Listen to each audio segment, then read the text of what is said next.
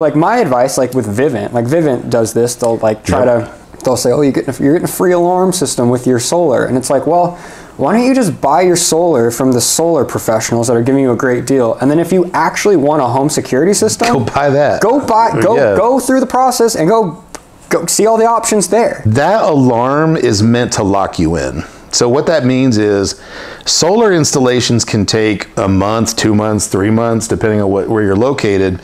And there's a lot of opportunity in there for someone to get another competitive quote and cancel the contract and move on with someone else. Yep. But they can get that alarm installed usually in 2 to 4 days. Yeah, yeah. So what happens is they come in, they get that alarm installed, and then you get a better deal somewhere else, but you're already stuck. You took their service, and now they'll say, well, if you cancel the solar, we're going to be charging you a $3,000 cancellation fee. We're going to charge you $5,000 to come out and undo all the stuff that we did. Yeah. And then that customer feels like they're totally stuck. And that alarm was never meant to be a good faith, hey, you scratch my back, I scratch yours. It was just meant to lock you in the whole time. This is probably going to be a pretty long conversation, and so what I'm going to be doing is time-stamping all the topics, and so if there's a specific topic that you're more interested in hearing about, you can go right to that section of the video. What's up, guys? My name is Julian, and today I have a super exciting video for you. I actually flew all the way to Austin, Texas to meet up with Larsen Wilkes, and he is the Texas solar expert. As my YouTube channel grows and I start getting calls from people all over the United States, I've realized over the last few years that it really helps to have local representation where they are already an expert in that area, because every utility company and city and state, they all have their own crazy complex list of, you know, their own rules and codes, regulations. And so without even realizing it, you can get people into quite a lot of trouble. And so what we're doing is we're going to go over all of the most important information that you need to know when researching solar here in Texas. This is a Texas-specific video. And so with that being said, Larsen, how long have you been in solar again? Man, I've been doing this for a little bit over 8 years now. Yep. Yep. A lot of learning has gone in those 8 years for sure. Yeah, I bet. So what are some of the things in Texas right now specifically that you feel like current market kind of update for Texas? What's going on here with solar in Texas? I tell you, it's booming. I mean, the business and the industry is booming, but unfortunately, a lot of people can get themselves into some sticky positions by talking with people who don't have the knowledge in particular utilities to really help them understand what the benefits of solar are actually gonna be when it comes to like a return on investment. What I'm finding in particular when I'm out in the marketplace and I'm talking to customers is they tell me, hey, I talked with so-and-so and they said this. And I'm like, oh gosh, that is not the case at all. Yeah. We got to back up. Let's start from point A again so that we can make a good explanation as to exactly what to expect.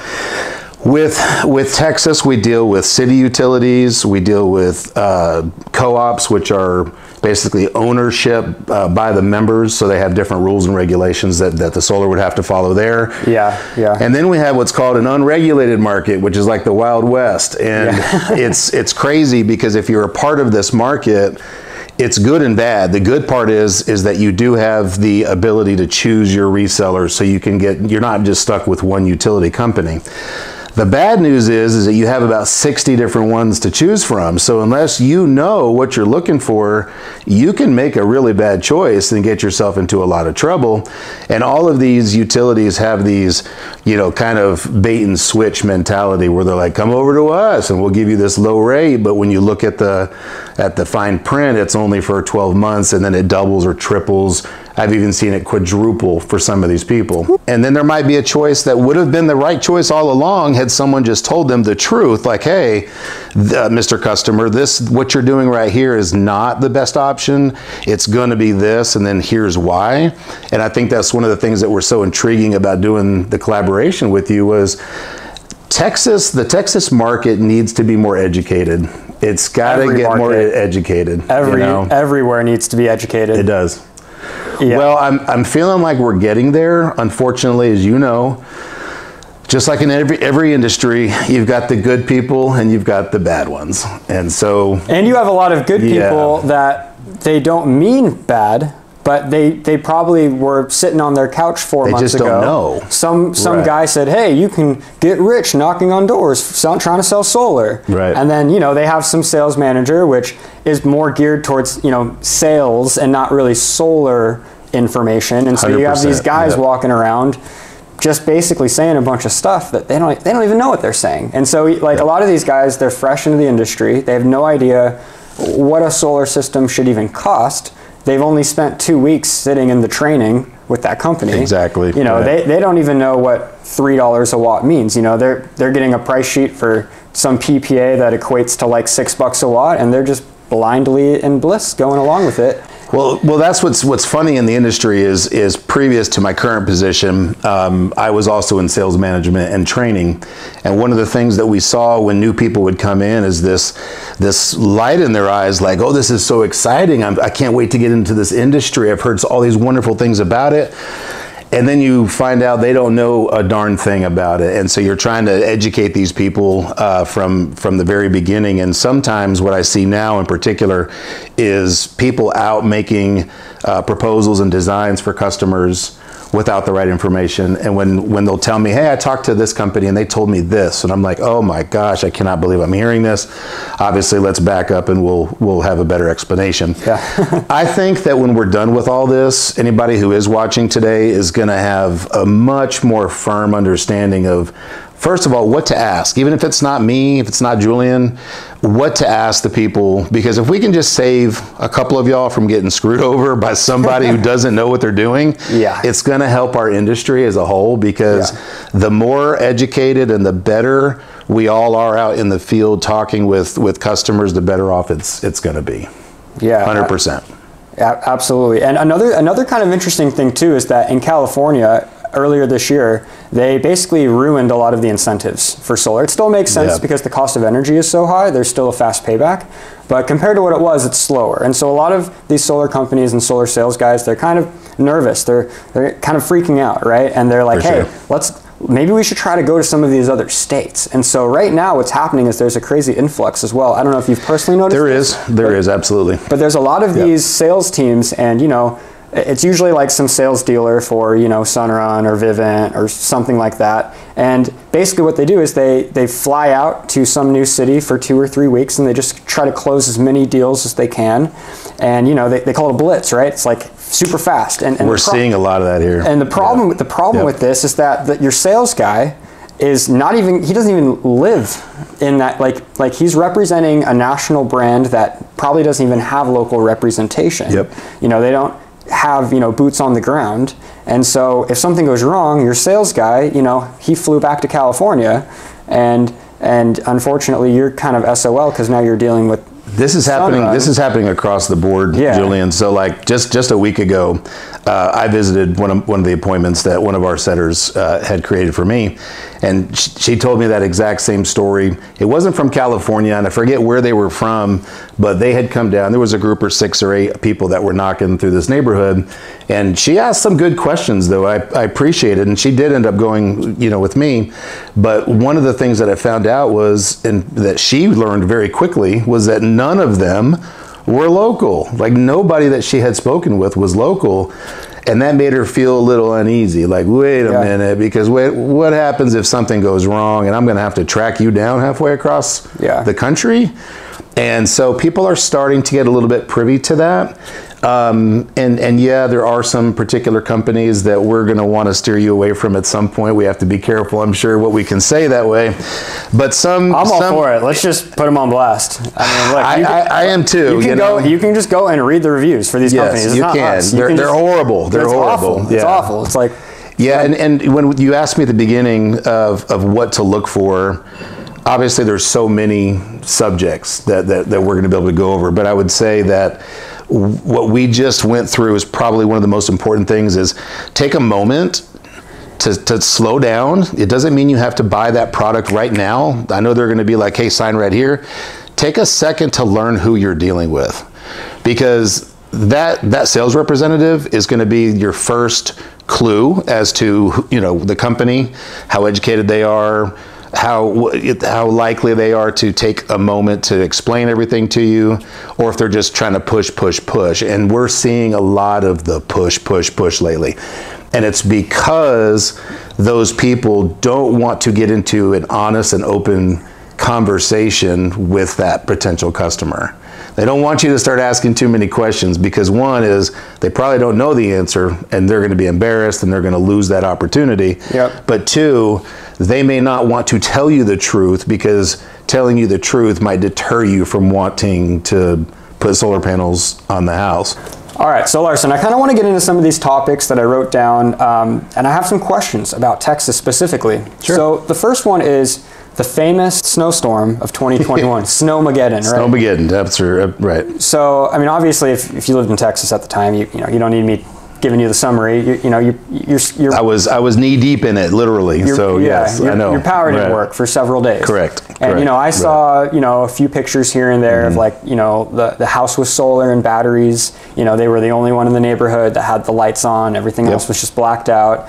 And so I think Snowmageddon really kind of was the catalyst for a lot of these people that are kind of like waking up, and they're like, oh, I mean, especially Texas, the state of, that preaches independence, right? You'd think that even on a household basis, it's the most American thing I can possibly think of. Is like not relying on someone else to have your energy. I mean, in my mind, that's the American way. It's kind of common sense, right? I mean, so to me, it makes perfect sense. And so I think that along with and you can kind of tell me a little bit more about the rates going up, because I mean, over the last few years, I've been getting so many calls from people in Texas that are like, hey, my bill last year was like $100, and now all of a sudden I'm paying $250, and they're like literally saying it doubled or even more than doubled.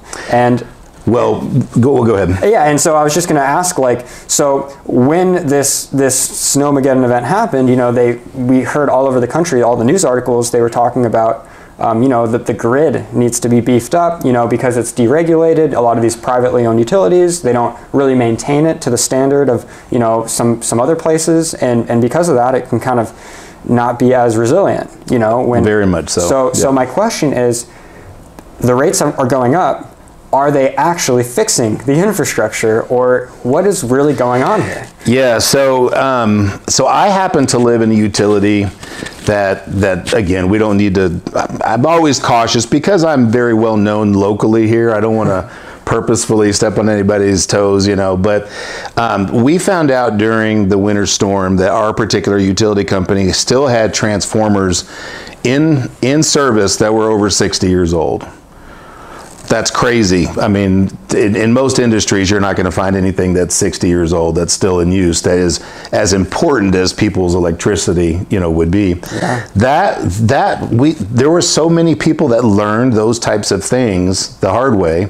It was a huge eye opener, and people were asking themselves, how is it possible that we get a snowstorm and this kind of horrible thing happens? There's some people that were without power, 10 days, 12 days. We were without power intermittently for almost 12 days ourselves. And I can tell you, funny story, of all of the years of being in solar, my phone rang more during that 2-week period of time than probably the rest of the years combined. I'm being a little facetious, but I literally sat in the dark with my laptop on using my phone internet, and I would charge it in the truck for people calling that I had given a quote to maybe months before. Working out of your truck? They're literally working out of the truck, and they were literally like, hey, Larsen, we appreciate the fact that you told us the truth a while back. Now we see what you were talking about. We want to go ahead and sign up. Now, I couldn't put it in fast enough. Obviously, you can't sit there and say, all right, I'll be over there tomorrow and I'll put in a battery system. So we sold out of batteries in 3 days during that period of time. Sold 150 batteries as an office, and I sold probably 50 of those. Just from people calling and saying, hey, I want to go ahead and add it on, please. I know it's not going to happen for this purpose, but if this happens again, I want to add that on. I don't always recommend batteries, though, and we can have that conversation. But to go back into the beginning of the question, about the rates changing, they're changing faster than I've ever seen them change before. And I think what's happening is people are becoming a little bit used to it because of everything that's going on politically and economically.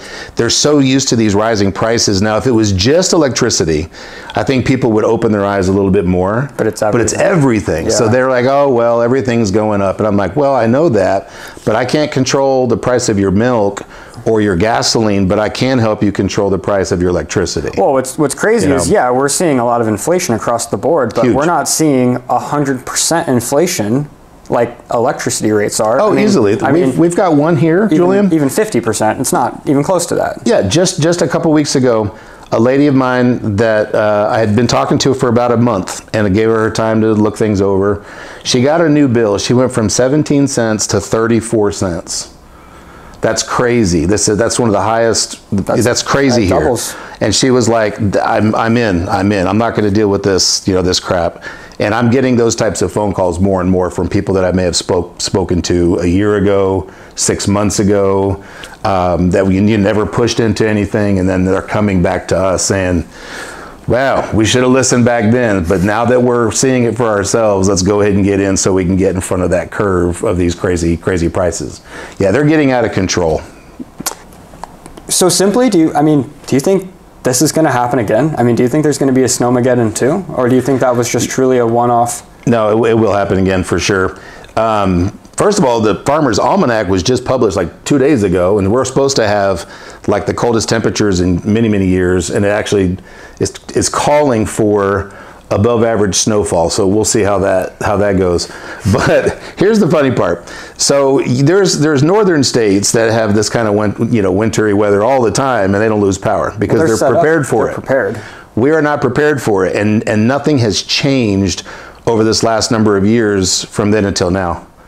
Nothing, zero, nada. No matter who says what, there's nothing different. And one of my customers who works for the state, they create a lot of these substations, and he put a $200,000 system in at his ranch, and he's the supervisor for one of the contractors for the states that build these. And he's like, I don't trust these, and I build them. There's just no way that this is ever going to work. And so, yeah, people who have a mindset to think ahead, they may want to go ahead and put batteries in. Again, we can discuss that to see if it's worth it from a financial standpoint. Sometimes it's more of the mindset of a prepper mentality, where it's worth the X amount of dollars per month to have it, just to know it's there. But that's all relevant to the individual customer, whether it's worth doing that or not. 100%, yeah. So with that being said, solar and batteries seem to be that kind of thing that everyone's kind of gravitating towards. It is, yep. Do you think solar and batteries is the solution, or do you think they're generators have share kind of in the play? Like, my question is, if you were in your house trapped, could you even go start a generator outside? That's a good question. Do you have the fuel? I know that you can always buy like a Generac and hook it up to your natural gas line directly. Okay, right. I don't think the gas line's shut off really ever, unless I guess if there's an earthquake or something. But what do you think? Of generator versus battery? Like, if this happens That's a again? Perfect question, and I deal with this question literally daily in someone's home or on a Zoom call. A generator is always going to be cheaper.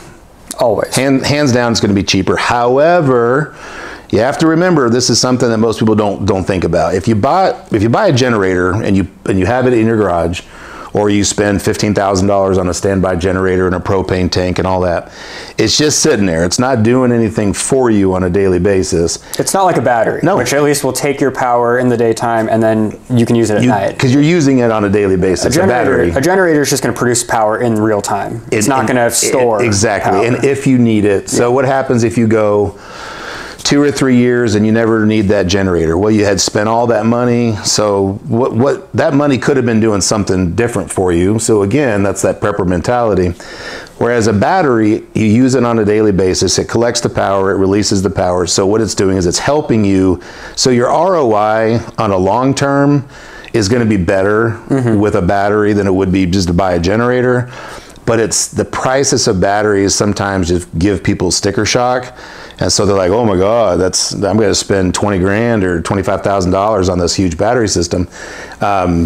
And sometimes you don't need to get into that size. You can start at 13, 12, you know, whatever. But at the end of the day, if you're an older person, you know, a senior who's not going to want to go out into the ice and the snow and connect your generator, I'd say a battery is awesome because it's just automatic and you're good to go.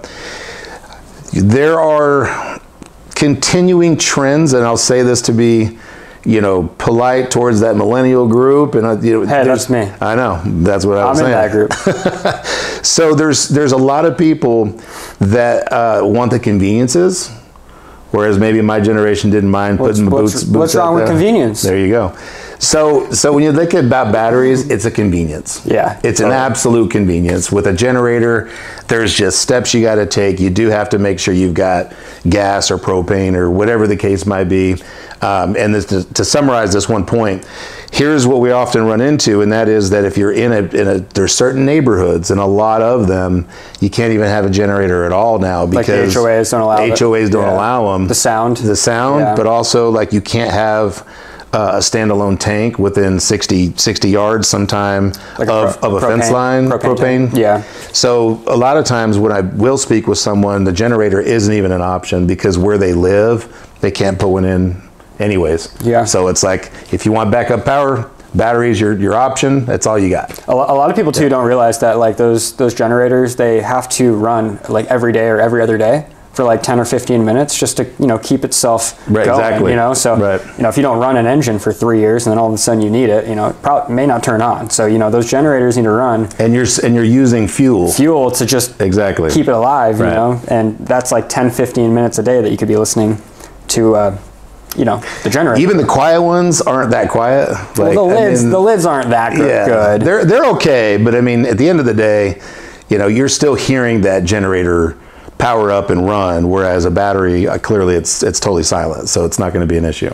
With that being said, if you need a generator though, I mean, that is, you know, it helps to have that third layer of redundancy, because especially like in the winter time, if you can, you know, if you have solar producing and then it's filling up your battery, but then you're using your battery all, you know, throughout the night, and then let's say it's 2 a.m. or 3 a.m. and now your battery's dead, well, the generator can, you know, allow you to recharge the battery, you know, and then get yourself, you know, charged back up, and then you can run off the battery before the sun comes up and recharges, you know, the battery. Here's what I do when I'm very, very candid with people. Whenever they start asking about backup power and like they want their whole house to run, I said, look, we can do that. Clearly we can do that, but don't be a bargain shopper, because if you think you're going to do that on a low end cost, the answer is strictly, it's not going to happen.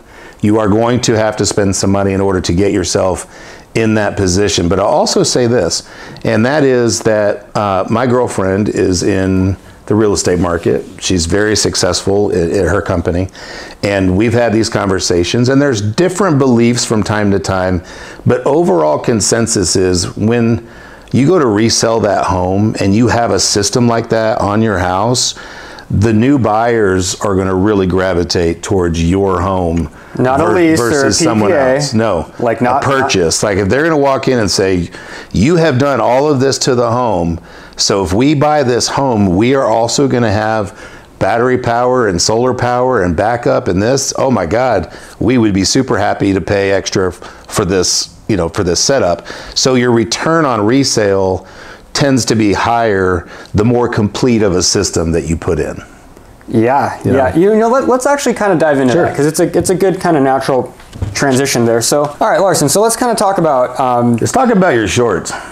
Well, it's 105 degrees here. I couldn't freaking... This dude comes down from California, is wearing shorts. I got my jeans and my boots. I deal with this every day. I had to go outside for 2 minutes, and I was like, I came in drenched, man. This is crazy. Yes, it's hot. We're having one of the hottest summers ever right now. Yeah, I'm sure the AC systems here are on overdrive right now. Well, that's also something that we'll touch on, but like right now, most of the appointments are people that are contacting me.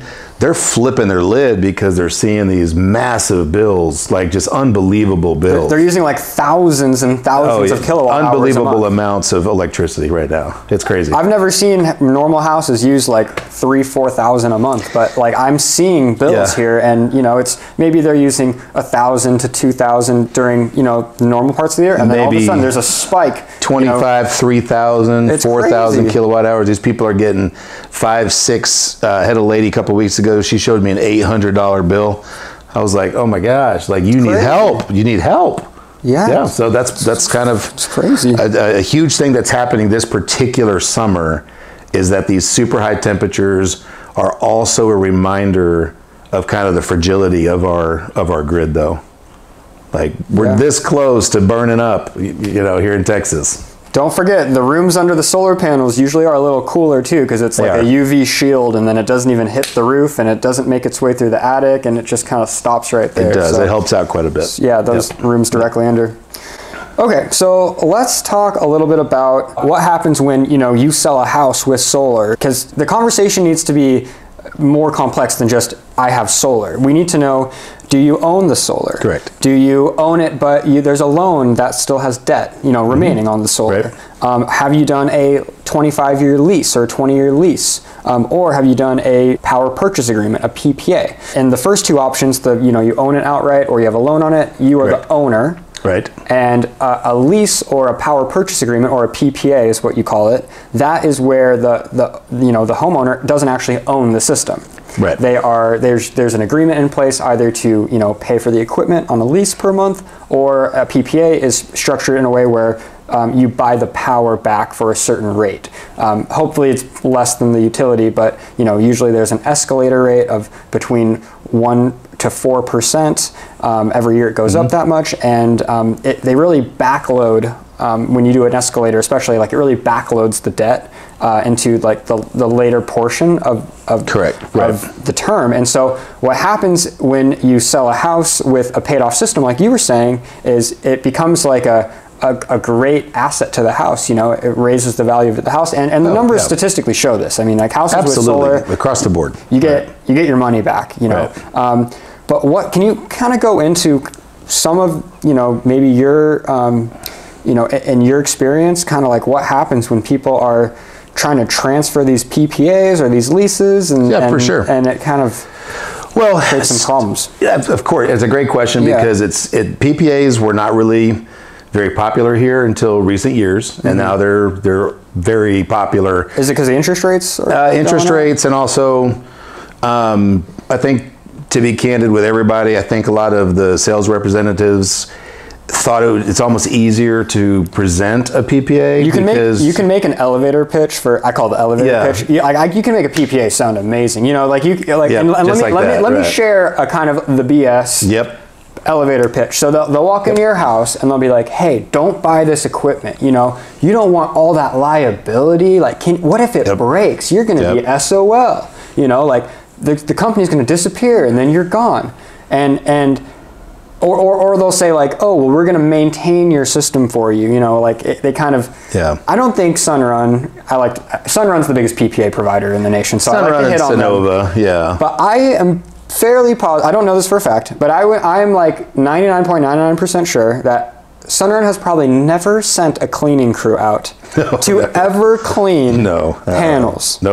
Ever. But they give you this idea like, oh, like we're going to maintain it because it's ours, and so like if anything goes wrong, you know, we're the ones liable for it. And they kind of like make you kind of scared, and then instead of, and I just saw this the other day, like this system was going to be a $40,000 cash purchase. The tax credits was $12,000, so that brings the net down to $28,000. Now, if they were to do that same deal on a PPA through Sunnova, this was on like a 3.9% escalator, which I haven't even seen 3.9% escalators until this year. Yeah, that's high. That's like a new, like it used to be 2.9 was like the most escalator you could, but now I'm seeing 3.9. Yeah, and basically, this deal was going to cost $93,000 over the course of 25 years. Now, if you finance it, you know, I want to be transparent here. The interest rates are pretty high right now. So if you were to finance that same system, it was going to come out to be like $75,000, which is a lot. But I really want to make sure that people understand this difference between a PPA and a loan that has not a crazy buy down. We're going to hopefully talk about buy downs a little bit. Sure. But the idea is that if you buy the system and then all you have to do is pay the principal off on your loan without all these prepayment penalties and baked in fees, then you're instantly out of any debt. And you've put all that value now into the property. And you own it. It's owned. Right. It's going to just go to the new owner, the buyer. No, like I said, no debt, no future payments, and that's it. And so in that case, you really, considering you got 30% back for the tax credit, all you have to do is reap 70% of your net cost, and you've basically gotten free power, which is kind of like buying a car, driving it around for 5 years, and then selling it for the same price. Exactly the like perfect analogy. That car cost you $0 in the end. So what I like to say is even if the interest rates are higher than you wish it was, which we all want the interest rates to be lower, I don't like it either. With the interest rate, it's only tied to that month. You can at any point in time write the check and be done with it. Correct. You don't pay any of that interest moving forward, versus a PPA, where if you want to get out of that PPA, you literally have to come up with like a lump sum of all of the remaining payments, and there's no shortcut to just get out of it, because all that interest isn't technically interest. They've built it into the lease. And so it's not separated. There's no principal and interest separate. It's just everything is together, and to get out of it, you just got to give them all the money. Unless you transfer it, which sometimes goes well, but sometimes the real estate agents, they'll gang up on the seller and they'll be like, hey, this person kind of did this lease. They have $70,000 worth of debt remaining on it. The system probably costs like 25 grand. Like, we should probably ask the seller for a discount or to pay off that PPA in advance. And so now that person that signed up 3 years ago for the PPA thinking, oh great, I'm saving $50 or $100 a month. Now they're realizing that in order to sell their house, they're going to have to come up with way more money, or negotiate or pay some of it off or something than what it would have cost just buy it and then have it be owned outright and have the house. What you're talking about leads directly into where a representative needs to be asking the correct questions to determine if something is right. Well, there's too many salespeople and not enough consultants in this industry. That is 100% true. So PPAs have their place. 100%. They do have their place. They do. And I have done a lot of them, but it's only in certain circumstances where you want to get into that. Yeah. But the non-disclosure, if you will, of the ultimate how do you get out of this at some point is not being explained to people. And if you don't do that, and then you tell someone, oh, don't worry about it, you could transfer it to the new owner, what you just said happens, because the agents are now going to look at that as a negotiation sticking point, and 99% of the time the seller is going to have to be the one to make a concession to somehow get out of it to sell the home, whereas tables are turned the other direction whenever you own it, because now that's a negotiating point from the seller, not the buyer. So you're always going to put yourself in a better position. But do you want me to go ahead and explain why you would not, or why you would do a PPA? Well, yeah, they definitely have their place. Yeah. And even though I beat up on PPAs a lot because they're not the best option for most people, I do always say at the end of the day, if you're going to be in your house and a PPA is your only option, go solar, by all means. It's still way better than just saying I'm going to let the utility company just charge me whatever they want, forever. Right.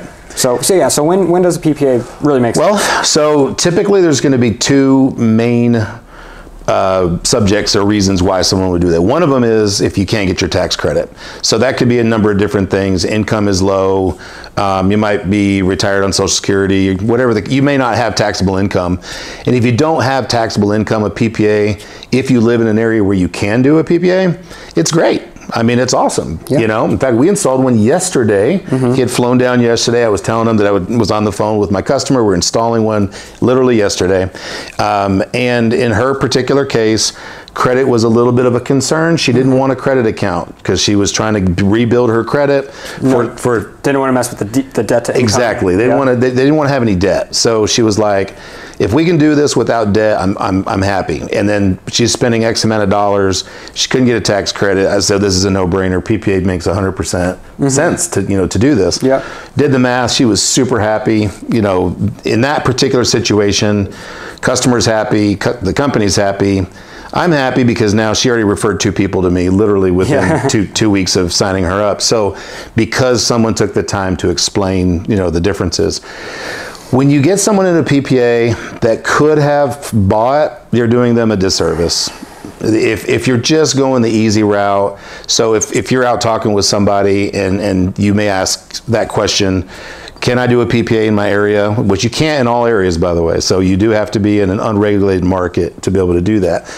But if you get to that point and it turns out you do have the option to purchase, you're always going to want to go that route. You either purchase it or opt out and don't do solar, but don't do a PPA if you can make that purchase, because the purchase is always going to be much better in the long run, hands down, every time. Every time. I can't really think of any scenarios where, unless you have 2 real estate agents that are just in the dark and they are like, we're not even going to touch this solar. We're just going to tell them that, if they want to buy the house, they take the lease or they take the PPA.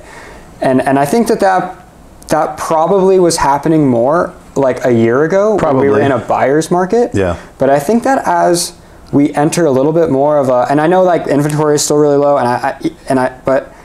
but I feel like as we kind of enter into a little bit more maybe of an unstable housing market, people are going to be spending a little bit more time. I mean, it used to be that you couldn't even get you couldn't even have your home inspection done. It was like, do you want to buy it or not? There's no home inspection. You have to just do it right now. Like sign up 5 minutes ago. Yeah, you're already late. Give me an offer. Let's go. But as time goes on and we enter into, I think, an era where people are maybe going to be a little bit more careful about how they're spending their money. I think we're seeing that across the board. Yeah, for sure. I definitely think that these PPAs, ironically, while they're being sold more right now because, more people are maybe in like financial distress and they don't want to take on debt. I think that unfortunately the mindset around PPAs is probably going to become even worse and worse, like the reputation of PPAs as they create more and more problems. So one thing that I see that people get frustrated with is they'll call me back 3 years later, they'll have done a PPA, and they'll say like, I want to add to my system. And you can't add to it's done. Versus with the purchase system, you can always alter it later. You can kind of do what you want. If you want to add panels, add more batteries, add a battery. Some people, they all of a sudden, like you said, like they went through this experience, like the Snowmageddon, now they want backup, but they already did a PPA without a battery, and now you can't add a battery to that system because it's set in stone. No. So that kind of creates an issue too, I think, a lot of the time, because these are 25-year systems. They're supposed to be lasting literally 25 years, and like, do you really think someone's life and scenario and electrical needs are going to be identical now, 5, 10, 20 years down the road? I mean, it just doesn't really make sense to have something in my mind that, I mean, I know you can always come and just install a parallel system next to it, but if you need battery storage and then it's not linking in correctly to the existing system or something, then it's going to be it just can be more complicated than it needs to be, really. Yeah. I still believe 100% with all my heart that even with the higher interest rates right now, it's still to purchase the system is still the best bet. 100%. Without a buy down loan, we can touch on that. The buy down loans are, in my opinion, predatory loans. I personally do not use them really almost ever. I like to show people the option. Show them the option. Show them the numbers. Show them the option. And you are correct. We talked about this at dinner. There are people who will choose those because they want that lowest possible monthly payment. And that's fine if you know that you're making that choice. And you are happy with your choice and you're educated and you say, Larsen, I appreciate the fact that I do understand that I'm having to buy it down, but this little tiny payment sure looks attractive to me right now. Yeah. So I'm going to go ahead and do that one. I'd say, fine, if that's what you want to do, we'll do that. However, let me show you that this option, because this one's going to be better off for you in the long run. And then at that point, as we all say in the industry, we can't tell people how to spend their money. We have to allow them to make those educated decisions at that point on their own. I've had some people, like this one guy, he made a lot of money, and he was all for the buy down because he was like, yeah, like even if I move, like I'm gonna keep this property forever, and then, I have a huge taxable income, and so I'm gonna get 30% out of that fee. So like if the cash price is 30 and then the buy down loan is 42 grand, you get the 30% on that extra 12 grand, in this case. Absolutely. So for him, he was like all for it. He was like, I'm going to save another 3 grand or 4 grand on my taxes. My payment's lower. And so he was like, it makes sense for me. But, if you want to pay it off early, you're just going to be stuck paying all that interest. Yeah, that's what goes into the educating, but really genuinely talking with someone. If they are going to have a 5 or 7 year plan in their home, or if they're going to be there forever. And there are people that tell us, I'm going to die here. Like, this is my forever home. I hear it a lot. Okay, perfect. If this is your forever home and you're not leaving, then all right, we could look at a buy down loan, because over that long period of time, it is going to make more sense. But if you're only here for 5, 7 years, like most people here, then just taking a standard loan is going to be the absolute best, because you're going to save money, but then you're also able to sell the system without any extra fees, and you're golden. Walk away from it happy, the buyer's happy, you're happy, everybody's happy. Let's chat a little bit. I know that we talked about utilities a little bit back when we were talking about the infrastructure, but I have it in here. I have it in my notes here to ask you, because obviously in Texas you kind of have more of a freedom to choose who your provider is going to be. Some areas. Some areas. Right. So I've seen, because I've done a lot of research on different utilities, and from what I've seen, some utility companies are trying to incentivize you to switch to them by giving you, a more attractive net metering option. Correct. What another, what another utility is going to do. So I don't know how specific. I mean, the more specific the better, because we can kind of help give some concrete info. But like, are there some utilities that you are just notoriously infamous, and not infamous, but they're known for basically not giving good net meter? 100%. So like, which utility, like if you're going if you want to go solar and you're in one of these utilities, basically we're gonna have to figure out an alternative to help you save a lot more money when you go solar. So yeah, and there's so many. I mean, I think at this point there's 60 plus, resellers, but there's the good ones, for example. And now take this with a grain of salt, because people will sometimes put negative remarks on these companies, not knowing perfectly well that it's not them, it's Oncor that owns the grid. Like, for example, if you had your power go out in a particular area 5 times last year, and you get online and say, this electrical company stinks because my power went out 5 times last year, it wasn't their fault, it was Oncor. Oncor owns the grid, they're just the ones doing the billing. So to be fair, sometimes if you see negative remarks on the actual electric company, 90% of the time it wasn't them. So just to say that, up front. But there's, like Ampra Energy, we actually have a relationship specific with Ampra where we do a true one-to-one credit. It's specific to us. What do you mean specific to you? Well, so my company that I'm a part of has made an arrangement with Ampra Energy. So they will give our customers a specific deal that they do not give to other people. So that's kind of one of those ace in the hole sorts of things, where if you can offer that one more better step of service and help someone get into the proper utility, and you've already got the pricing and the warranties, they're normally going to choose our option. But having said that, there's TXU, Reliant, there's Rhythm, there's one called Octopus Electric. I don't know who figured out the name of that company, but they're pretty good, to tell you the truth. They got a lot of great reviews. There's some that are not good. Just Energy is horrible. Constellation is horrible. they're not horrible companies, but just for solar, their program is horrible. So therefore, if we run into that situation, then we say, yeah, we've got to get you to somewhere else, clearly. Here's the thing that we do a little bit different that not everybody does, and I don't know if you run into this where you're at, but what happens is when these people make these decisions to go with a certain company, they lock you into these contracts. Mm-hmm. And if you don't look at the fine print, you can get yourself in a lot of trouble, right? But then if you try to get out of it, they'll turn around and say, oh, you want to leave? Oh, it's going to be $600 cancellation fee.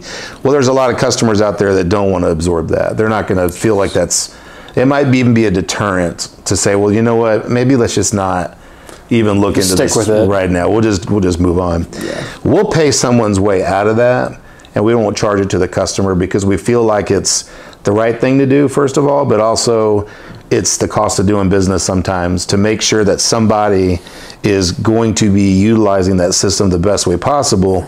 If they're going to go ahead and trust us with the system, then we don't love doing it, but we'll pay your way out of it to get you to where you're going to get the full use of the system. Here's the flip side of the unregulated. Then you have co-ops. Like where I live in Pedernales. Pedernales pissed off a whole lot of people this last year because they lowered their solar credit. Even people that had bought solar years ago, they just dinged it down. Was there not like a grandfathering clause? No, not at all. Now, to their credit, this recently, they upped it again. So they realized, oh, that was not the best thing to do. But there's other utilities like the city of Austin that gives you a set rate versus a net metering. They'll give you 9.7 cents across the board, doesn't matter how many you create. And just to give an idea of what is the price per kilowatt hour in Austin?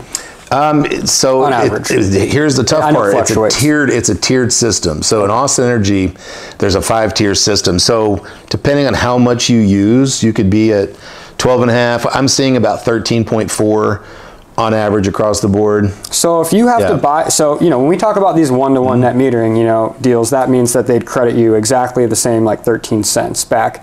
But there's it's not like if it's not one-to-one, it's worthless. It's kind of like a ratio, right? So I mean, if you're going to buy it for 13 and get 9 back for it, it's not bad. I mean, check out the flip side of this. Okay. And this is what we try to educate about, and that is this: if you are in the tier 1, 2, and 3, you're not even getting to that 9.7 yet. So you're making money by staying in that first 3 tiers. So if you get into someone's home and you look at their bill and you see what their math is in terms of what their kilowatt hour usage is, and it turns out that they're only staying in those 3 tiers, then putting solar in is actually going to be a profitable venture.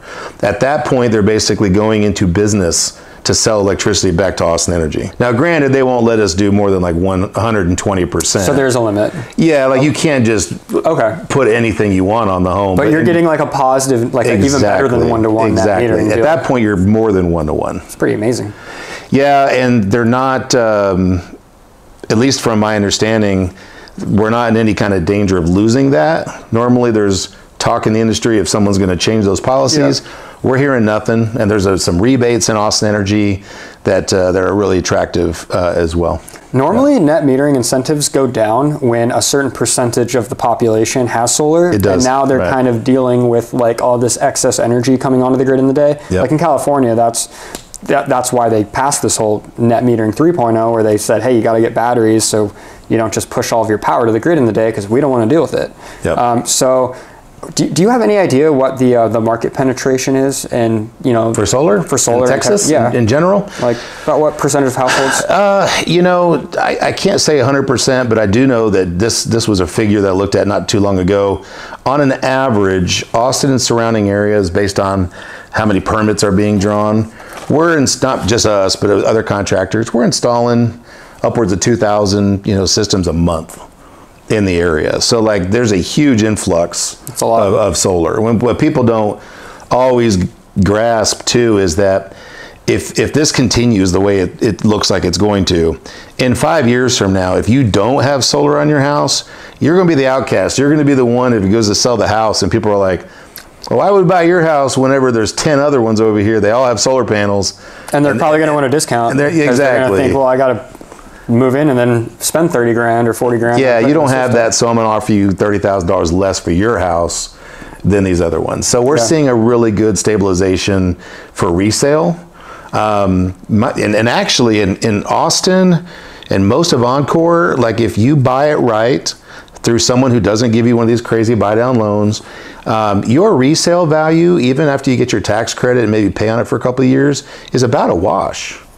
You don't even get that usually with a car that you purchase. You're usually upside down in that car for most of your loan. Well, the reason why that is, in my opinion, is because, you know, a car has maybe a 10-year lifespan on average. Right. A solar system, it comes with basically a 25.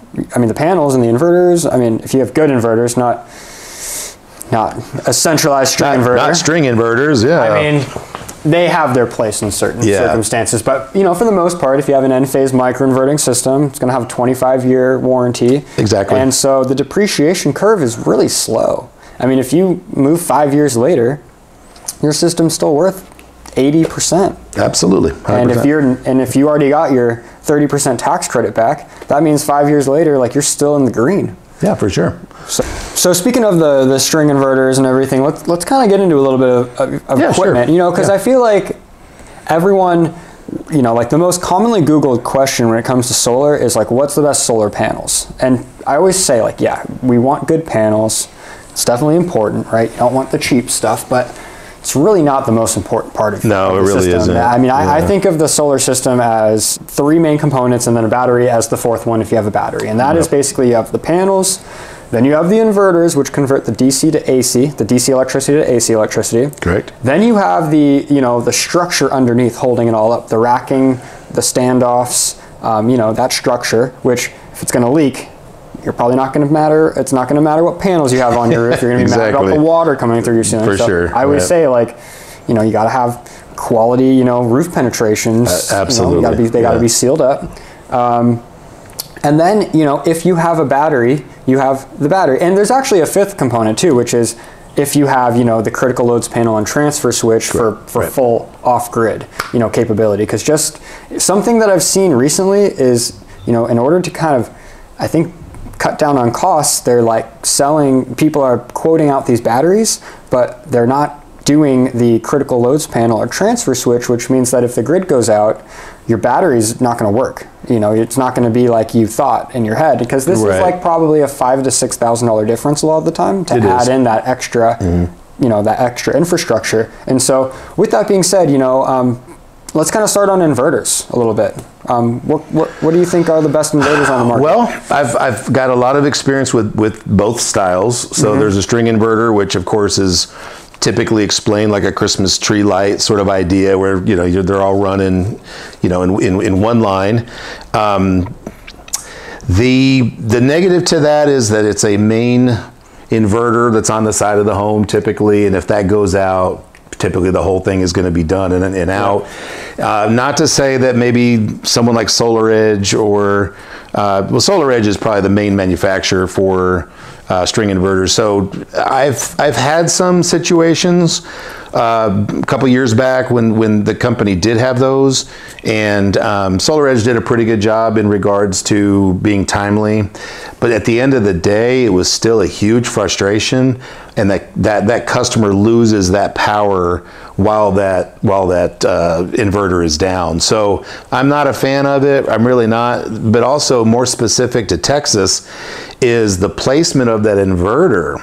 There are times that I will drive, you know, into a neighborhood, I'm going to an appointment, and I see a south-facing wall, and the inverter is on the south side of the house. Slammed by the sun. Getting hammered by heat all day. And for those of you who don't know, the way electricity, the components are working is the hotter it becomes, the lesser efficient that it becomes. So therefore, if you got this sucker sitting in the heat all day, whatever those numbers that guy told you are not going to happen, because that thing is 100 and something degrees right on the wall. Whereas a microinverter system, it's underneath each individual panel. So what's happening in that situation is the direct sunlight is not getting to the panel, for one. But if one does go out, and these are all components that are built by human beings, so to think that they're never going to be a problem, it would be foolish. We all know that things do break. But if you have a 30 panel system and an inverter goes out, well, you still have 29 that are working while that 30th one is being corrected. How many, I know you've been doing solar for several years now, so how many years have you been selling the, the IQ microinverter, by Enphase, whether that be the IQ 6, 7, or now the 8? Yeah, when I started, we were on the 6, yep, and then the 7. Now we're on the 8 Plus, which is great. I personally think that Enphase is by far my best choice. I think that's hands down the best option. If you look at the manufacturer's website, for example, for SolarEdge, you'll even see that they'll have like a 10-year or a 12-year warranty on that inverter. But a lot of these solar companies are telling you, we're going to give you a 25-year warranty. Well, how is that happening? It's not. They have to pay SolarEdge like, however, it's like $1,000 or it's like an extended warranty. You're basically, sort of thing. All you're doing is you're basically pre-buying another inverter. That's exactly all they're doing. Is passing on an additional charge to you. Like they're already factoring in your failure. It's ridiculous. But on panels, let's touch on that real quick, because I'm seeing some crazy stuff going on in the market right now. Just because someone has more panels than you does not make that system better. Right? No. So think about this. This is what we're seeing a lot. So if I have a 400 watt or a 420 watt panel, and I have a competitor that comes in with a 350 watt panel, that sales guy tells, Mr. and Mrs. Customer, hey guys, Larsen is only offering you 30 panels. I'm offering you 40. But all they've done is they're using a lower wattage panel and making a quantity amount of higher than what the competitor would be, hoping that person is not going to pay attention. What? I'm getting 40 panels with you and only 30 panels with you? When I first got into the industry, I remember going to my first ever sales appointment, right? I didn't even know what a 6 kilowatt system was. I didn't know what a 7 I didn't know what the kilowatt even was. Like, they just threw me out there and was like, go, after like one day of training. And fortunately, this guy, he actually moved down from Northern California, and he had already purchased, this was his second solar system. So this guy had more experience than me at this point in time. By educating you. And he looked at the proposal that had been pre-worked out for me. And then he was like, oh yeah, okay. This is a little bit bigger than I had at my old house, and it's actually like the same price, so I'm even getting a little bit of a better deal, and done. And he was only down here for like 3 days, basically doing everything for his new house that he needed to get done going back. So I got lucky, but the point is that how does a 30 panel system equate to a 10 kilowatt system or an 8 kilowatt system or a 15? Because you could have the same 30 panels and have a completely different kilowatt size system. Very much. Another thing too that I see is these softwares that estimate how many kilowatt hours that system is going to produce. You could have the same system built on the same house in 2 different softwares, and one system is saying, oh, that's going to produce 12,000 kilowatt hours a year, and the other one's saying you're going to produce 13,000 kilowatt hours a year. It's crazy. And it's like, well, they can't both be true. Right. Well, what we're saying there is, so there's a lot of competition in the support side of solar now, like for the organizations and installers and things like that. So lately, we've had all these new, there's Solo, there's this, that, whatever, all these different ones that are popping up everywhere. There's some that are considered the standard, like Aurora. That's typically going to be the one that's most accurate. That's what I use. It doesn't always show the number the way I want it to show. Like, I will sit with someone and say the same thing. Oh, my competitor said this is going to be 13,000, and I'm showing Aurora at 12,000. Say, well, I'd be more comfortable going with this number, but if you want to risk that, then I guess I can't stop you from doing that. But this is going to be kind of the industry standard, as well. But the other thing too about panels and the ratings of panels, which I find humorous sometimes, is this. It's like, obviously we drove over here, from the hotel from earlier in my Ford F-150. Well, I'm a Ford guy. Well, someone else might be a Chevy guy. Okay. we're not going to sit there and debate it. You like Chevy, I like Ford. It is what it is. But if we were to compare those two engines, let's say, and mine's a 400 horsepower engine and his is a 403 horsepower engine, on paper, he's going to show number one. But in applicable reality, no normal person is ever going to see that difference whatsoever. And the weight of the truck, the all tires, kinds of different the transmission, things will play a role. Like how that. fast does it actually get to 60? That is exactly true. So when we see these panel ratings, you got to take that with a grain of salt. Now, there are the crap ones that you just want to stay away from, for sure. But if you take something like a tier 1 panel, like an REC, which is what we use typically. REC is the best. It's typically rated as one of the best. And then you have a whole lot of different ones in between. But if you really look at the numbers, okay, and you see that this one's rated quote number 1 and this one's quote number 2, and the difference might be 0.1% efficiency. What that means to the end user is you're going to have to utilize that panel for 40 years before you're ever going to see that. Yeah. So the people who are just pushing on just this panel or just this panel, or look, Mr. Customer, this is rated number 1, theirs is rated number 3, choose us. Just, you got to take that for what it is, and it's marketing, just like in any industry. You said something that made me think, which is about like how SunPower likes to sell. Because for example, SunPower, they do, I mean, their panel, the Maxion panel, I mean, it's definitely, I mean, you can't argue the fact that it's definitely one of the best panels. You could even say it's the best panel on the market. The problem is that SunPower white labels everyone else's products, right? So that inverter that's being paired with that amazing panel is last year's Enphase generation. Correct. The IQ7, right. Because they don't have licensing yet to put their name on the IQ8. And so, now you don't have the benefits of the newest technology. That's exactly correct. And the inverters are really the brain, Yep. Versus the solar panels, which are just kind of collecting the light that they're given in the moment. Let me share this with you. And so this is an analogy that I help customers understand, like how solar works in terms of the panel and the inverter. If you were to think of a solar panel as a sponge. That's all it is. It's not moving, it's not doing anything, it's just a sponge. No moving parts. And your rating of that panel would tell you how much could that absorb at one time. So maybe the size of the sponge. But now you've got to take that sponge and you got to squeeze all that water out of it, right? It's going to go into a funnel. So your inverter and that funnel is really what makes the difference. Can that funnel take all the power, and can it convert it fast enough and put it into usable electricity? Or is that little funnel nozzle so little that you're going to lose extra water, coming out of the funnel until it can come through? And that's where people get a mistake. They get hung up on the panel.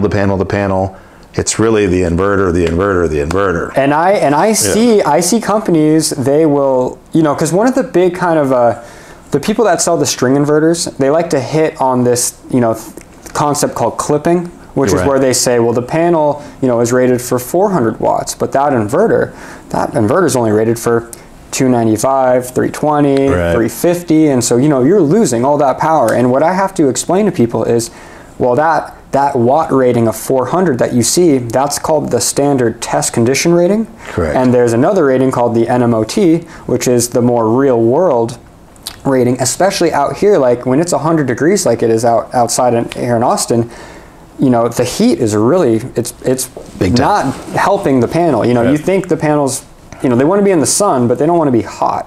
And so, that 400 watt panel, maybe it's producing 300, 280, somewhere in that ballpark. And so exactly. And so a lot of the times I see these people, they'll sell you hard on like, no, you have to have this beefed up, like the IQ8A microinverter. And don't get me wrong, it's great, it can convert a little bit more power on paper, but like if you're not giving giving it the power to even convert, then in reality now you're just like wasting money. It's like the water source isn't fast enough for the funnel. And touching on SunPower again, and I have nothing against SunPower. In fact, one of my very, very good friends for many years works for them. So nothing against them at all. And they've asked me to work for them a couple of times, and I've said no. And I'll tell you why, and I don't mind sharing this. And I don't think that they would care one way or the other because they're kind of proud of their stuff. They are by far the most expensive product out there. And so when you do the math, and you were to say that this panel is 0.2% more, but you're paying thousands and thousands of dollars more for the system, you're never going to make that back. Never in a million years are you going to make that back. And the REC, technically, even though the efficiency may be like a half a point lower than the Maxeon, the temperature coefficient, which is how it degrades as the heat, becomes more intense. The REC has a better temperature coefficient than the SunPower. So if it may be doing better in markets in this kind of condition. It would be better if they were in a wintertime condition. Most of the time, it's not going to matter as much, but it does whenever you get into these 105 degree temperatures like you're experiencing. Here. I think we've had the hottest July. I think July was our hottest in our history. I think I heard on the news something like that, which is crazy. I think we had like the hottest day globally on record or something like 2 weeks ago. No global warming going around here, though. I don't know. No, we'll see. No, that's a myth. Yeah. No, that's definitely not real at all.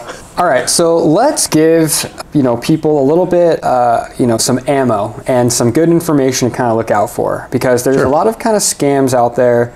Not scams, but I would say creative sales language or a creative offering. Let's go with that. Let's creative language. Okay, let's go with that. So one of the first things that I hear all the time is, the guy will knock on your door, they'll come to the appointment, and then they'll be saying like, oh, this program is going to end next week and you have to sign right now.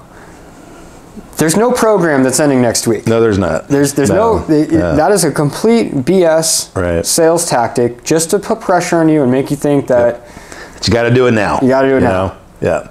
And don't get me wrong, we all need to, it's a sales job to create urgency and get you to get to that action threshold. But at the end of the day, it doesn't make sense to me to try to get someone to the point where they're finally ready to go solar by offering them some a free alarm system to go along with. Exactly. It's like, okay, how are you really giving me anything for free? No. I mean, nothing's free. If someone's going to offer you 2 services in one, you really think that they're not baking in that? So like my advice, like with Vivint, Vivint does this. They'll they'll say, oh, you're getting a free alarm system with your solar, and it's like, well, why don't you just buy your solar from the solar professionals that are giving you a great deal? And then if you actually want a home security system, go buy that. Go through the process and go see all the options there. Right. Because you're probably going to end up with a mediocre product for your solar and your home alarm 100%, system. right. And so anyways, so what are some other kind of creative sales I have tactics? seen everything under the sun, and sometimes I literally go, wait, what? Did you just tell me that? I almost just want to record it so I could share it with the guys at work. This is literally what this lady said. It's unbelievably. Oh, there's one not too long ago where the lady said, these people are going to do a 3-day or a 3-night, 4-day, or however it works, cruise to Galveston. What? And I'm looking at the project and I can see that it's $7,000 more than mine. And I was like, ma'am, I appreciate what you're saying, but all they're doing is charging you for the cruise, and then you're financing it in your own plan. I said, would you have chosen to finance a cruise to Galveston? She was like, well, no, of course not. Well, that's what you're doing. And she was like, oh my God, I didn't even realize that. Thank you, blah, blah, blah. And how does it feel to have a 9% interest rate associated with your cruise? So here's the big ones that are going around right now. So I saw this yesterday. ADT Solar has this thing where it says 1 year of solar for $1. Are we at the flea market now? And let me explain what that would look like. So you would take, let's say you had a $150 solar payment. Let's just hypothetically, we're going to multiply that by 12. All they're going to do is tack that onto the back of your loan. So they're going to tell you you're getting it for free, but you did not ever get it. It's just on your loan. So you're financing your own payments that you're paying financing on. So you're double financing your payments. So if anybody does this free 6 months up free or 12 months free run, because what that is a totally unrealistic incentive, and they're not telling you the truth. And if they're not telling you the truth about that, then you have to ask yourself, what else am I not being told in this situation?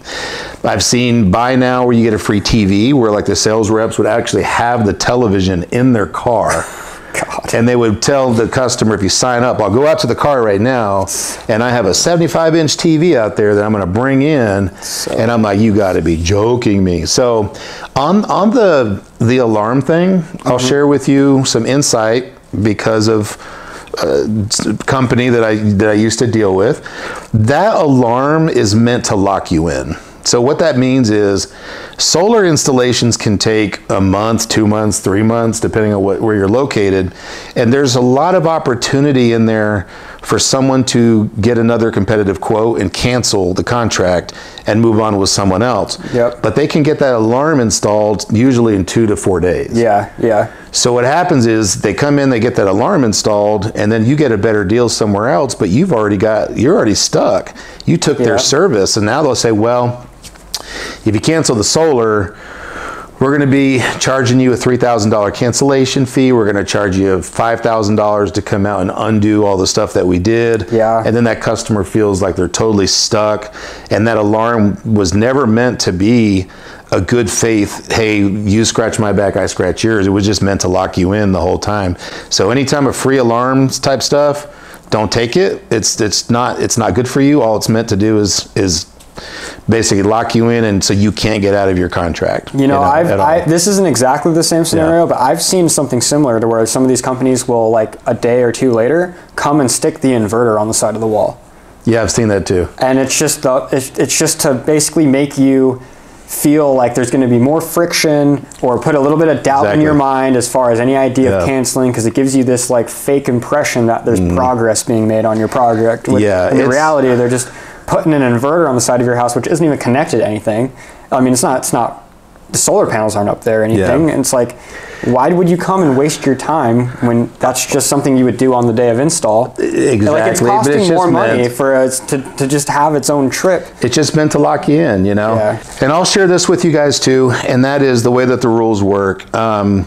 You can cancel your contract almost always up until, typically it's about 10 days prior to your installation. Is that for PPA or buying it? For either one. Most lenders will have that out. Even if the dealer tells you, the contractor tells you, hey, you're past your 3-day right to cancel, we're gonna give you a $3,000 bill. Technically speaking, in Texas, that's almost impossible to ever actually, collect. It's just, it wouldn't even be worth the company ever going after it. Now, I'm not insinuating to you, and there might be other solar professionals that look at this and go, damn, Larsen, why are you telling people this? Because the truth of the matter is, I don't want anybody to feel pressured into moving forward with someone. There have been times that I have visited with somebody and they signed up maybe 2 weeks ago, and they look at my proposal and say, oh my gosh, this is clearly better. I like the terms better. I like this better, etc. But I can't get out of this because these people told me they're going to charge me $5,000 for a cancellation fee. That's simply not true.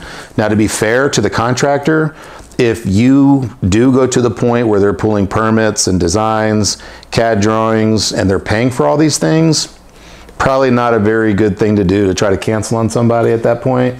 But if you're just barely into it and the sales representative is trying to scare tactic you into holding on because of some sort of fee that you're going to get, the answer is no. Ultimately, it's your choice to move on if that's what you'd like to do.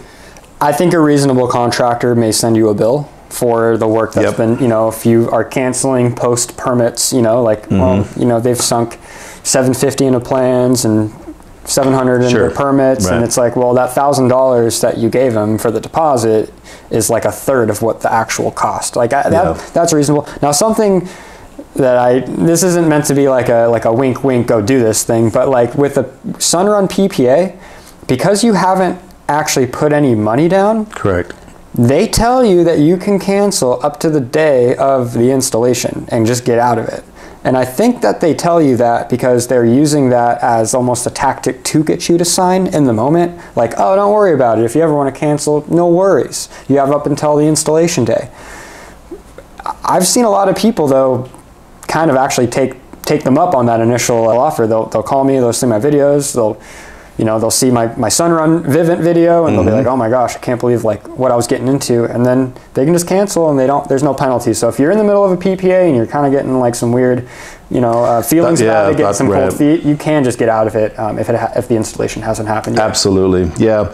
And I would say also it's important to, you know, ask questions. And so if you genuinely are going to have a meeting with somebody, again, no matter who it ends up being, you know, make a note on a notepad and just have those handy, and so that you can get those questions answered, and that person doesn't necessarily just manipulate the conversation to what they want to talk about, but that some important things that you want to talk about. And I would highly recommend, if you're a married couple out there, both of you guys look at this together. I cannot tell you how many people I've talked with where everything is 100% perfect, amazing, and then the husband or the wife goes, they weren't part of anything yet.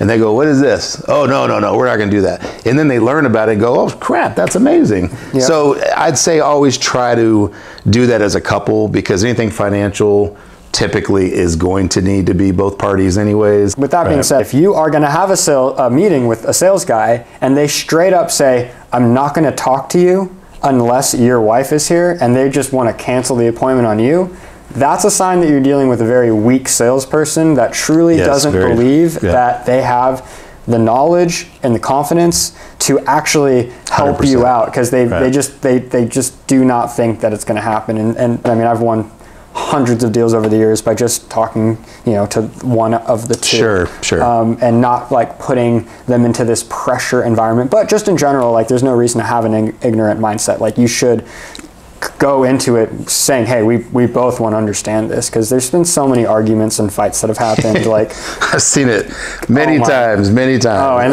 then I'm having to come in and be the firefighter, putting out the fire between a couple. I'm not even in their relationship. And I'm helping the relationship now. It happens more often than you may think. It does.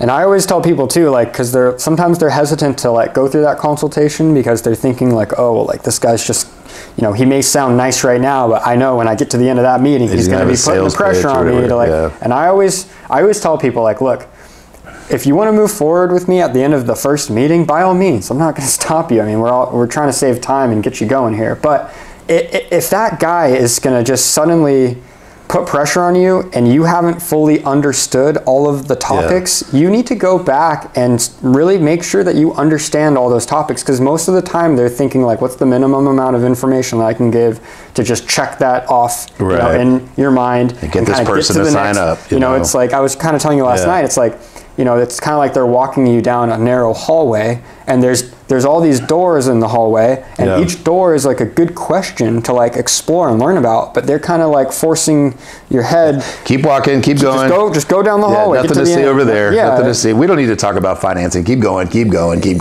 Yeah, so it's like, you know, at the end of the day, you just want to truly understand what you're doing, and so that's why we're here. The reason I work with Larsen is because we have a very similar mindset when it comes to how sales and the ethics of sales really should be done. And one thing that we don't do is put a bunch of pressure on people.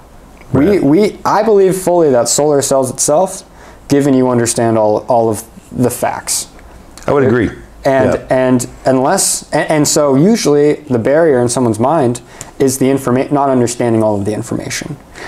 I'd say 100% of the time, if someone eventually says, no, thank you, I don't want to do this, normally it's because of misinformation. Yeah. It really is. Or they didn't understand something. Although, to be fair, and again, we kind of covered this earlier, not to get into it again, there are certain utilities that if they do contact me through those, I will tell them up front, probably not the way to go. Yeah. I appreciate it, but it's just not going to work, you know, for where you live. But if you live in Encore, you know, most of the city municipalities, it's going to work for you, for sure. Co-ops, that's a crapshoot. We're going to flip a coin on that one and see. I'll have to look it up, because there's so many of them, and some of them are great and some of them are just absolutely horrible that, you know, some of these don't even give you any credits. There's even a few out there that give you 0. So at that point, it's like, why would I do this? You know, it doesn't make any sense. Unless it pencils with full battery backup, or, you know, battery self-consumption, and then it can. But you have to run the numbers and see. For sure. Larsen, is there any last bits of super important information that you feel like if someone has been watching the video for this long, you know, we're probably like almost an hour in or more than an hour in? You know, I feel like we've covered the large majority of important topics that are specific to Texas, you know. I would say this, and this is more of a personal thing, like and you do too, like I truly believe in the industry. I think it's fantastic. I think that it's amazing for the environment. I think that it's creating what some people don't realize is having any clue of how many jobs that this is creating for a lot of blue collar workers out there, installers, electricians. So if there's anything, I'd say talk to them about the company that they work for. Make sure that you're pleased with the longevity of some of these companies. There's a lot of fly-by-nighters out there that'll be here for a year or two, and then poof, you'll never see them again. And you know, if you look them up, you'll see horrible reviews. You'll see that they've only been in business for a year. Nothing against those guys, but honestly, I don't feel that going into a long-term relationship with someone who hasn't proven themselves is probably the best bet. You know, slow down, but do your research, but don't overanalyze it either. Like don't try to become a solar professional on your own. Just let us do that part of it, but get to a point where you are determining whether or not you genuinely think it's an option for you, and then give us a call. With that being said, we absolutely want to be your solar guys, and so we probably couldn't have hit every topic or answered every question. So I'm sure you have questions that we didn't talk about. With that being said, please don't hesitate, reach out. We want to answer your questions specifically and help any confusion go away. In the description, all of my contact info is there. You can also call or just text me directly, 760-473-5878. And are there any places in Texas that we do not service? I just want to make sure that no. So it's a big state. So here's something very unique to myself, and that is that I do have availability for 3 different platforms. I guess we should have talked about this earlier. When you may have one sales representative, no matter who it's for, whether you're at Ford or Chevy, trying to tell you why their product is the one you want, I can go 3 different directions. So really what we do is we look at the area that someone's in, and we say, okay, for this particular situation, this company's PPA may be better for them, or over here, this company's purchase better be, probably better for them. Their pricing is a little bit different for PPA versus this company. So based on the needs of that person and where they're located is where we try to place, the better project with that customer, more customizable. And that's the benefit of working with someone like Larsen or I, who has been in the industry for several years. I mean, combined, we have like 15 years of solar experience now. Easily. And so, when you're newer into the industry, usually you're just looking for a job. Who's going to give me a job? And so you usually get in with one company. I mean, and that was me for several years. It was me. That's how I started. Everyone has to start somewhere, right? So, you work for one company. Usually, you got to drink the Kool-Aid of that one company and whatever they want to sell and however they want to train you and have you sell. That's how you have to do it. But as you kind of gain more experience and you've been in the industry longer, you realize like, hey, different companies, they're better at different things, because every owner's brain is kind of, they're made of different, different knowledge, and so they run their companies differently. And so ultimately having just one option forces you to not be unethical, but it forces you to have to kind of cram whatever you have available down that particular product, that customer's throat. You want to understand truly how all these different companies operate, because then you become more valuable. You become more of a matchmaking consultant. Well, you can also help someone more. Since I've been able to do that, I've been able to help so many more people every year. Last year was a record year in all of the years because I had that 3rd platform open up, and I was available to cover literally all of Texas at that point.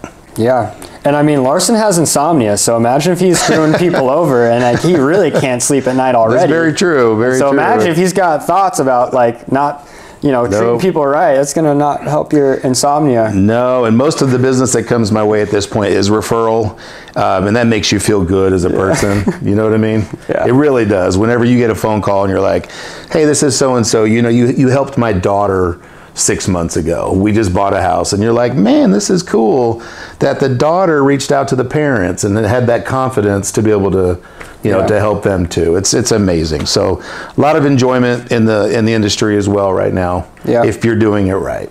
And a lot of people, they'll call me just, maybe they have a couple of random questions, but you know, having that local representation that I can partner with and say, hey, here's your local expert, that, you know, he can go through all of the details of, you know, like everything we already talked about, right? There's so many unique factors to every single deal. That really helps me actually provide real value, because like I said, it's hard to be an expert, a true expert, with every utility company around the country. It's impossible. So reach out to me and we can help you out. Larsen and I have been working together for months already, and I'm super excited. I've actually come out and finally met him in person, because it's, you know, this whole virtual work world we live in now, it's like we don't meet people. Well, anyways, guys, I really hope that you enjoyed this long conversation. It was probably longer than I thought it was going to be, but there was just so much information to talk about. A lot of good information for sure. If you want to go solar and you just want to work with people that are legitimate, not going to mess around with you, know what they're talking about, reach out to us. We'll help you out. My number is 760-473-5878. Also, all of the, in the description, my email, I have a website, and I have tons of other YouTube videos as well that you can check out. And when you're ready, reach out and we'll help you out. Yeah. Good talking with you, my man. You too, Larsen. It was great meeting you. Appreciate y'all taking a little bit of time to visit with us today. Cool. I think it's good.